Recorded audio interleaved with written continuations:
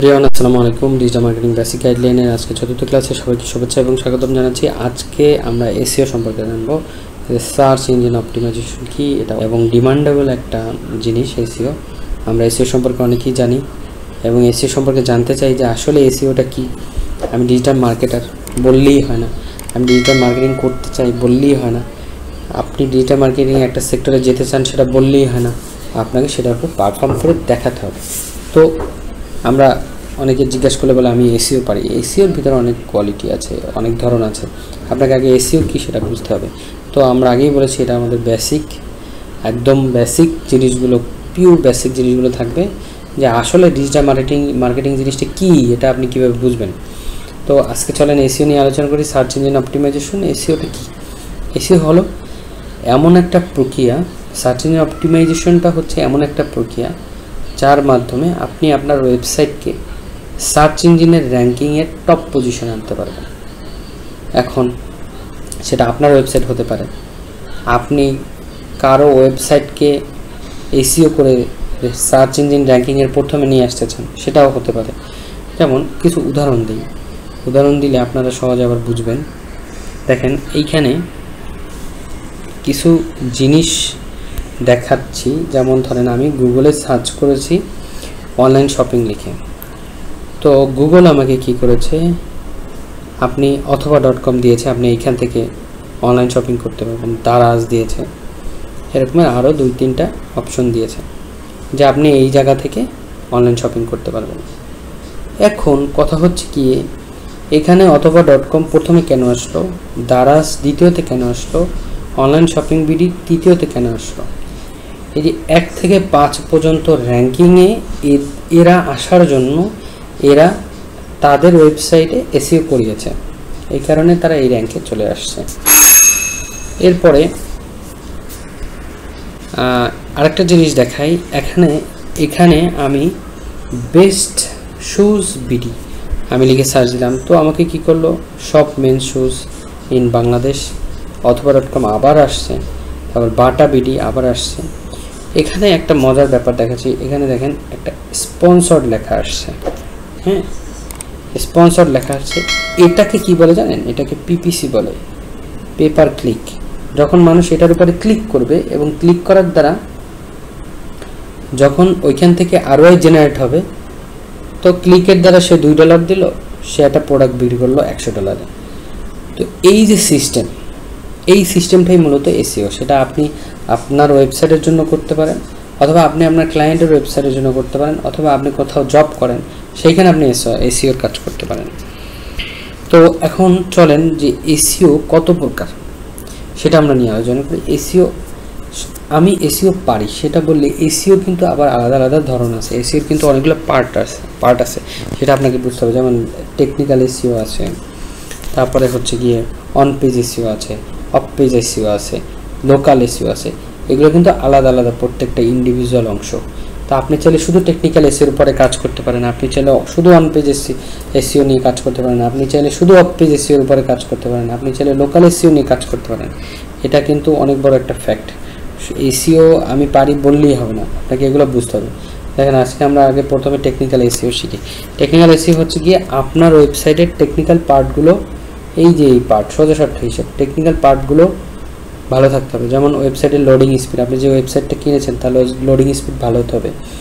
তারপরে mobile user friendly হতে হবে, স্ট্রাকচার ডেটা এরকমের হতে হবে, সাইট সিকিউরিটি ভালো থাকতে হবে। তো আপনি এই কাজগুলো যদি করা থাকে এবং এই যে এই কাজগুলো করার কারণে এই টেকনিক্যাল এই এসইওটা করে মানে আমার ওয়েবসাইটে থাকার কারণে হয় কি, সার্চ ইঞ্জিনগুলো ওয়েবসাইটের বিষয়বস্তুকে খুব ভালোভাবে বুঝতে পারে।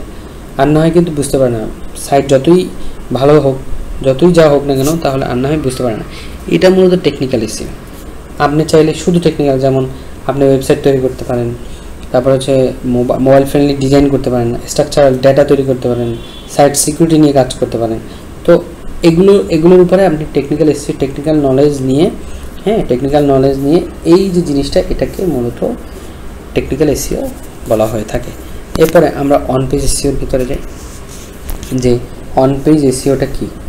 অন পেজ এসইও হচ্ছে গিয়ে আপনার ওয়েবসাইটে keyword research, meta data optimisation, high quality content, internal link, এরকমের কিছু জিনিস আছে। এইগুলো প্রতিটা আলাদা আলাদাভাবে শিখে রাখতে হবে। এবং এই যে কিওয়ার্ড রিসার্চ, আপনি কোন কিওয়ার্ডটা আপনার ওয়েবসাইটে বসাবেন সেটা আপনাকে রিসার্চ করে বের করে নিতে হবে। ডেটা অপটিমাইজেশন করে বসাতে হবে, কোন ধরনের ডেটা আপনি ব্যবহার করবেন। আপনি প্রোগ্রাম করতেছেন, সেই ডেটাটা আপনি অপটিমাইজ করে নেবেন। হাই কোয়ালিটি কন্টেন্ট মার্কেটিং, মনে আছে পিছনে আলোচনা করেছিলাম কন্টেন্ট মার্কেটিং। এসইওর ভিতরে কিন্তু কন্টেন্ট মার্কেটারের কাজ আছে।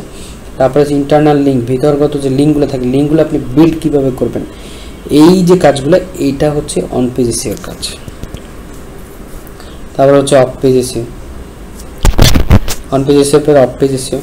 অফ পেজ এসইওর ভিতরে কিছু কাজ আছে, যেমন হচ্ছে গিয়ে অফ পেজ এসইও নিয়ে আমরা একটু কথা বলি। সেটা হচ্ছে গিয়ে যে অফ পেজ এসইও হলো ওয়েবসাইটের বাইরে থেকে কাজ করার একটা প্রক্রিয়া।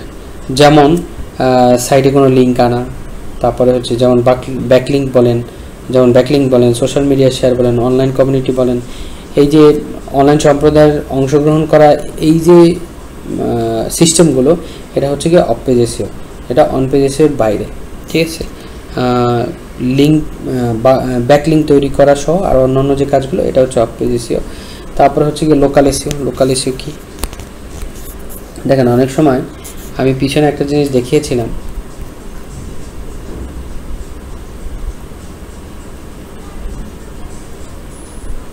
এই যে এখানে আমি একটা জিনিস দেখাই আপনাদেরকে। নিচে দেখেন, এই যে এখানে আপনি যখন কোনো কিছু নিয়ে সার্চ করবেন, সার্চ করার সাথে সাথে দেখবেন নিচে অনেকগুলো লোকেশন সহ অনেক ধরনের আপনাকে ঠিকানা দেখায় এবং অনেক কিছু দেখায়। তো এটা মূলত লোকাল এসইওর কাজ। গুগল মাই বিজনেসে আপনি আপনার লোকেশন, আপনার যে গুগল মাই বিজনেসে আপনার প্রোফাইল করে রাখবেন, অথবা আপনার যে ক্লায়েন্টস আছে তার প্রোফাইল করে দিবেন। তারপর লোকাল ডিরেক্টরি থাকবে, লোকাল কিওয়ার্ড থাকবে। যদি এগুলো ভালো থাকে তো এটাকে মূলত লোকাল এসইও বলে, যে লোকালি সার্চ করে খুঁজে পাওয়া যায়।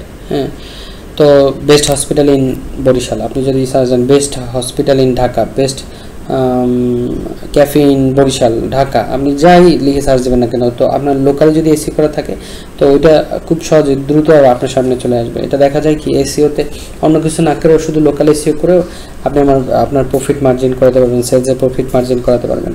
তো এই যে কার্যক্রমগুলো, এগুলোই মূলত এসইও বিভিন্ন ধরনের, এই যে এগুলো বোঝালাম।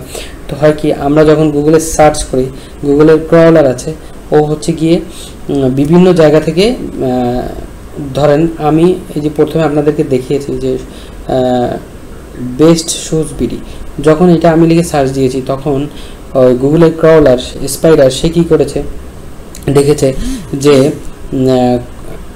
আমার কাছে যেই ওয়েবসাইটগুলো আছে, হ্যাঁ আমার কাছে যেই ওয়েবসাইটগুলো আছে, ও কী করছে আমি আপনাকে বলি। আমার কাছে যে ওয়েবসাইটগুলো আছে তার ভিতরে কোন ওয়েবসাইটের লোডিং স্পিড ভালো, কোনটা মোবাইল ফ্রেন্ডলি, হ্যাঁ কোনটা স্ট্রাকচারাল ডেটা আছে এবং কোনটা সাইট সিকিউরিটি ভালো আছে, এটা দেখার পরে ও কী করে, কোন ওয়েবসাইটে কিওয়ার্ড রিসার্চ করে তারা বসিয়েছে, মেটা ডেটা অপটিমাইজেশন করে বসিয়েছে কিনা, হাই কোয়ালিটি কন্টেন্ট আছে কিনা, ইন্টারনাল লিঙ্ক বিল্ড ভালোভাবে করেছে কিনা, তারপরে হচ্ছে গিয়ে ও আবার দেখে যে ব্যাকলিঙ্ক ভালোভাবে আছে কিনা, সোশ্যাল মিডিয়ায় শেয়ার আছে কিনা, অনেক কিছুর উপরে বিবেচনা করে ও আমাকে এই রেজাল্টটা প্রোভাইড করেছে, এই পুরো রেজাল্টটা প্রোভাইড করেছে। তার ভিতরে যার র্যাঙ্কিং প্রথমে আসছে তার এই জিনিসগুলো ভালো, তার টেকনিক্যাল এসইও করা আছে পেজ ওয়েবসাইটে, তার on page SEO, off page SEO সব কিছু করা আছে, লোকাল এসইও করা আছে, সেকেন্ডলি যে আছে তারও করা আছে, হয়তো এর থেকে একটু কম সে, তাই এই কারণে দ্বিতীয়তে আসছে, তৃতীয় যে আসছে